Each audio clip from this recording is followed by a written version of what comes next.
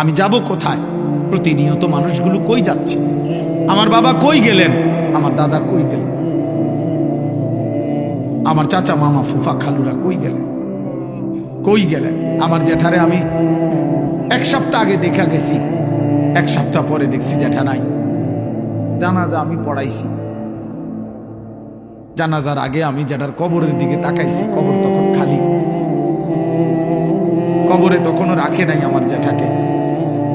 আমি আমার বাড়ির কবর তো কবরের দিকে তাকায় দেখা কিছুক্ষণ তাকায় থাকছি, আর আমি মনে হয় যেন শুনতেছি যে কবর আমারে বলে, আনিস আমার থেকে কয়টা মাটি আমি তোমার জেঠারে বানাইতে দিছিলাম, আজ আমার মাটি আমি নিয়ে নিলাম।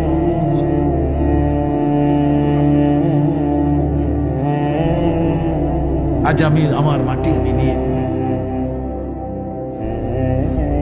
হুজুর বলতেছিলেন আমার আব্বারে দেখছেন, মহব্বত করতেন। আমার আব্বা এবং সুন্দর সাজতেন, লম্বা সুন্দর সুপুরুষ ছিলেন। আমার বাবা, আমার আব্বা ছিলেন। শুক্রবার দিন জুমার নামাজের জন্য আমার আব্বা যখন সাজতেন, আমারও মনে আছে, আমি মনে ভাবতাম যে আব্বা যেন নতুন জামাইয়ের মতো এত সুন্দর পাগড়ি মাথায় দিত, সুরমা লাগাইতো চোখে, আতর লাগাইতো, বাবা পাঞ্জাবি সব কিছু নতুন সুন্দর ধোয়া ইস্তারি করা গাও দিত, মানে বাদশার মতো বাবা সাজত। আমার সেই সুন্দর বাবা, সাজগোজওয়ালা বাবা। তা আমি জানি না এখন বাপ আমার কবরে কেমন আছে। হযরত ওমর ইবনে আব্দুল আজিজ রাহমাতুল্লাহি আলাইহি তিনি কবরস্থানে দাঁড়িয়ে বলতেন, হে কবর, মাজা ফাআলতা বিল আহিব্বা। এটা দোস্ত ওমর ইবনে আব্দুল আজিজের কওল। আমার এই দোস্ত নুরুল আলম ওই শুনতে চায় ওমর ইবনে আব্দুল আজিজের নাম, আমি এই জন্য শুনাইলাম।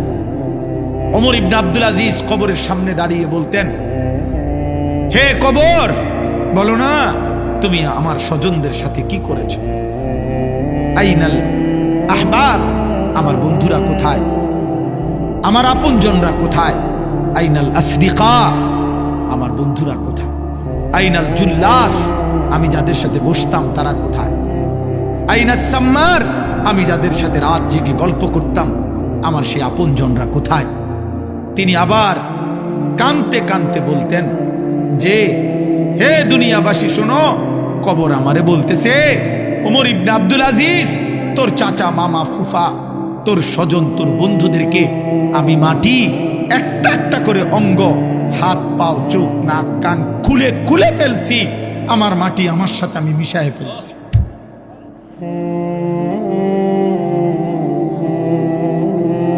আমার মাটি আমি আমার সাথে মিশায় ফেলছি। দোস্ত আমার, বন্ধু আমার, প্রিয় নওজোয়ান, তুমিও থাকবা না আমিও থাকবো না, তুমিও থাকবা না আমিও থাকবা না। উনিও ছিলেন, এখন নাই। আল্লাহ তাআলা বলেন, শুনেন, এই মৃত্যুর দৃশ্য, আল্লাহর সামনে দাঁড়াবার দৃশ্য, মৃত্যুর মুহূর্তের স্মৃতি অবস্থা আল্লাহ তাআলা এখানে তুলে ধরছে। এই জায়গা বড় সাংঘাতিক। আমার একজন আপনজন, আমার বিবির বড় ভাই মাওলানা মুফতি উসমান গনি 2-3 দিন আগে আমার সাথে সফরে ছিলেন উত্তরবঙ্গ। তো এক জায়গায় ফজরের নামাজ পড়াইছে এই 2 দিন আগে। তো ফজরের নামাজে উনি এই আয়াতের এই সাইডটা পড়ছে।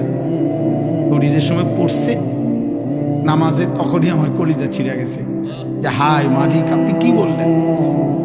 ওইখান থেকে এটা মনে হয়েছে যে আমি আপনাদেরকে শুনাই। আল্লাহ তাআলা বলেন, কুল, হে নবী আপনি বলুন, ইয়াতাওয়াফাকুম মালাকুল মাউতিল্লাযী ওয়াক্কিলা বিকুম, আমি আল্লাহর পক্ষ থেকে আমি যেই ফেরেশতা মালাকুল মউত আজরাইলকে দায়িত্ব দিয়েছি, সেই ফেরেশতা মালাকুল মউত আজরাইল তোমাদের প্রত্যেককেই নির্দিষ্ট সময়ে মৃত্যু দিয়ে দেবে। ইয়াতাওয়াফাকুম, তোমাদের মৃত্যু ঘটাবে, তোমাদের জান কবজ করবে আমার হুকুমে।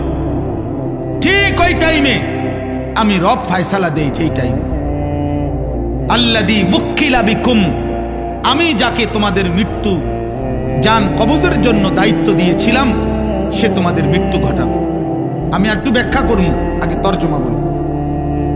সুম্মা ইলা রাব্বিকুম তুরজাউন, প্রতিটা মৃত্যুর পরে মালাকুল মউত আজরাইল জান কবজের পরে এরপরে কি হবে আল্লাহ বলেন, অতঃপর তোমরা সকলেই একমাত্র শুধুমাত্র আমি আল্লাহর কাছেই ফিরে আসো। ধনী হও গরিব হও, সুস্থ হও অসুস্থ হও, সম্পদশালী হও আর দুর্বল হও, গ্রামের হও আর শহরের হও, বোঝো বা না বোঝো, ইমানদার হও আর বেঈমান হও, আমার কাছে ফিরতে হবে। কার কাছে? সুম্মা ইলা রাব্বিকুম তুরজাউন।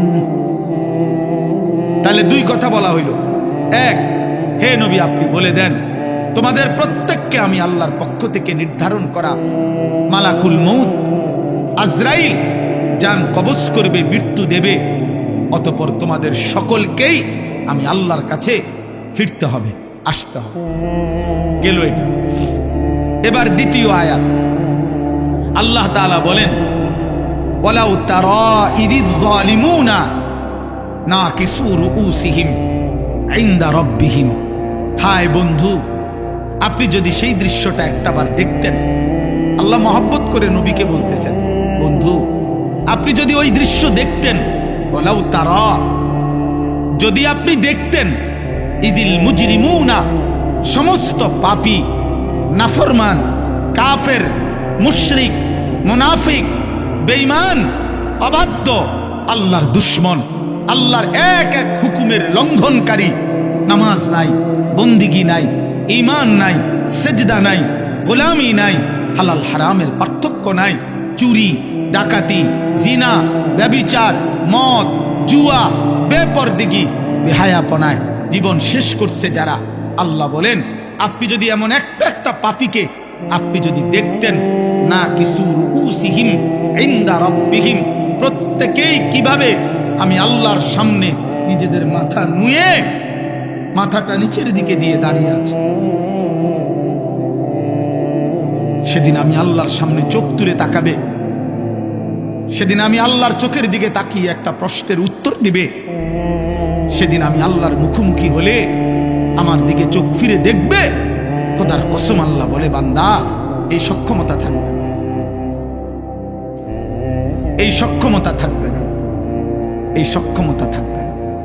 আল্লাহ এবার বলেন, তো মাথা নিচের দিকে দিয়ে নাফরমান চোখের পানি ফেলতে ফেলতে বলবে, রব্বানা আবসারনা ওয়া সামি'না, আল্লাহ জাহান্নামের দৃশ্য যা দেখার তা তো দেখলাম, যা শুনবার আযাবের ঘোষণা তা তো শুনলাম, ফারজি'না, অতএব মাওলা আপনার কাছে মুখোমুখি হয়ে মাথা নিচের দিকে নামিয়ে অপরাধী হিসাবে স্বীকৃতি দিয়ে আজ শুধু একটা আবদার, আমার একটা বারের জন্য দুনিয়ায় ফেরত দেন, আর একবার আমারে দুনিয়ায় যেতে দেন, না আমাল সালিহান, এবার গেলে সত্যি সত্যি আমি নেক আমল করব, গুনাহ ছাড়ব, সেজদা দেব, আপনার গোলামি করব। কেন? ইন্না মুকিনুন, আজ আমি আখিরাত বিশ্বাস করছি, আজ আমি কবর বিশ্বাস করছি, আজ আমি হাসর বিশ্বাস করছি, আজ আমি জান্নাত জাহান্নাম বিশ্বাস করছি। অতএব আপনি আমারে আরেকবার দুনিয়ায় ফেরত যেতে দেন।